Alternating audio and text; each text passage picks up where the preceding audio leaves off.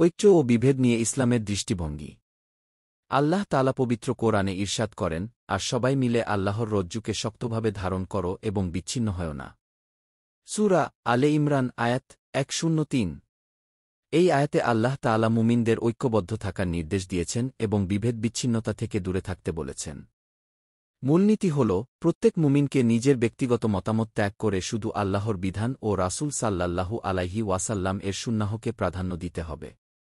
যখন সবার লক্ষ্য হবে আল্লাহর সন্তুষ্টি, তখন মতপার্থক্য ও বিভেদের অবকাশ থাকবে না। মতপার্থক্য ও বিভেদের মধ্যে পার্থক্য। মানুষের স্বভাব ও চিন্তাধারা ভিন্ন ভিন্ন হওয়ায় মতপার্থক্য স্বাভাবিক। তবে মতপার্থক্য তখনই গ্রহণযোগ্য যখন সবার মূলনীতিতে ঐক্য থাকে, কিন্তু শাখাগত বিষয়ে ভিন্ন মত থাকে। যেমন, ফিকহের ক্ষেত্রে ইমামরা বিভিন্ন মত দিয়েছেন, কিন্তু সবার লক্ষ্য ছিল কোরআন সুন্নাহের অনুসরণ। অন্যদিকে বিভেদ বা বিচ্ছিন্নতা তখনই সৃষ্টি হয় যখন কেউ সত্যকে অস্বীকার করে এবং নিজের মতামত চাপিয়ে দিতে জিদ ধরে। দ্বীনের মৌলিক বিষয়গুলোর প্রতি ঈমান রাখা অপরিহার্য। আল্লাহ ও তার রাসূল সাল্লাল্লাহু আলাইহি ওয়াসাল্লাম এর নির্দেশকে অস্বীকার করা, আখিরাতকে অস্বীকার করা বা দ্বীনের কোনো মৌলিক বিষয়কে প্রত্যাখ্যান করা, এসবই বিভেদ সৃষ্টি করে, যা কুফরের শামিল। পবিত্র কোরআনে ইরশাদ হয়েছে, যারা আল্লাহ ও তার রাসূলগণকে অস্বীকার করে এবং আল্লাহ ও তার রাসূলগণের মধ্যে পার্থক্য করতে চায় ও বলে, আমরা কতক রাসূল এর প্রতি তো ঈমান রাখি এবং কতককে অস্বীকার করি, আর এভাবে তারা কুফর ও ঈমানের মাঝখানে মাঝামাঝি একটি পথ অবলম্বন করতে চায়। এরূপ লোকই সত্যিকারের কাফির। আর আমি কাফিরদের জন্য লাঞ্ছনাকর শাস্তি প্রস্তুত করে রেখেছি।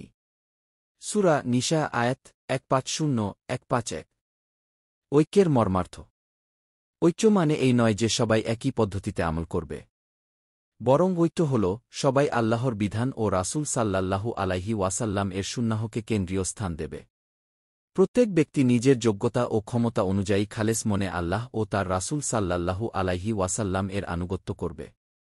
যদি কেউ আল্লাহর নির্দেশ পালন করতে গিয়ে রাসূল সাল্লাল্লাহু আলাইহি ওয়াসাল্লাম এর মর্মার্থ অনুযায়ী সঠিক ব্যাখ্যা করে এবং তা দ্বীনের মৌলিক নীতির বিরোধী না হয়, তবে তার ব্যাখ্যা সঠিক। তবে এটাও মনে রাখা জরুরি যে একজনের ব্যাখ্যা যেমন হতে পারে, অন্যজন তার চেয়ে উত্তম ব্যাখ্যা দিতে পারে। এটি বিভেদ নয়, বরং এটি এমন একটি পার্থক্য যা উম্মতের জন্য রহমতস্বরূপ। ইসলামের শিক্ষা ভ্রাতৃত্ব ও ভালোবাসা। ইসলাম মানুষের হৃদয়কে ভালোবাসার বন্ধনে আবদ্ধ করেছে। আল্লাহ তাআলা বলেন, আমার নিয়ামতের কথা স্মরণ করো, যখন তোমরা পরস্পর শত্রু ছিলে, তখন আল্লাহ তোমাদের হৃদয়কে এক করে দিলেন এবং তার রাসূল সাল্লাল্লাহু আলাইহি ওয়াসাল্লাম এর মাধ্যমে তোমাদের মধ্যে ভ্রাতৃত্বের বন্ধন তৈরি করলেন। সূরা আলে ইমরান আয়াত 103। ইসলাম আগমনের আগে আরব সমাজে গোত্রীয় দ্বন্দ্ব ও হানাহানি ছিল নিত্যদিনের ঘটনা। কিন্তু ইসলাম তাদেরকে একত্র করে ভ্রাতৃত্বের বন্ধনে আবদ্ধ করল। তারা পরস্পর শত্রু থেকে পরস্পর ভাই হয়ে গেল। ঐক্যের মাপকাঠি। ঐক্যের মাপকাঠি হল, সবাই শুধু আল্লাহর আনুগত্য করবে এবং একে অপরের প্রতি সহানুভূতিশীল হবে। যখন মানুষ একে অপরের উপর আধিপত্য বিস্তার করে না, একে অপরকে প্রতিপন্ন করার চেষ্টা না করে, বরং সবাই শুধু আল্লাহর সন্তুষ্টি অর্জনের লক্ষ্যে কাজ করে, তখন এটি সত্যের উপর প্রতিষ্ঠিত হওয়ার বড় নিদর্শন। পবিত্র কোরআনে ইরশাদ হয়েছে, এবং তোমরা সেই সব লোকের, অর্থাৎ ইহুদি ও নাসারার মতো হয় না, যারা তাদের নিকট সুস্পষ্ট নিদর্শনাবলী আসার পরও পরস্পর বিচ্ছিন্ন হয়ে গিয়েছিল এবং আপসে মতভেদ সৃষ্টি করেছিল। এরূপ লোকদের জন্য রয়েছে কঠিন শাস্তি। সূরা আলে ইমরান আয়াত 105। আল্লাহওয়ালাদের সংসর্গের প্রভাব। আল্লাহওয়ালাদের সংসর্গে মানুষের মনে এই গুণ তৈরি হয় যে সে অন্য মুসলিমকে মুসলিম হিসেবে মেনে নেয় এবং এতটাও নরম হয় না যে কুফরকে কুফর বলতে দ্বিধা করে। ইসলামের শিক্ষা হল ঐক্য, ভ্রাতৃত্ব ও ভালোবাসা। আল্লাহর রজ্জুকে শক্তভাবে ধারণ করে বিভেদ বিচ্ছিন্নতা থেকে দূরে থাকাই মুমিনের কর্তব্য।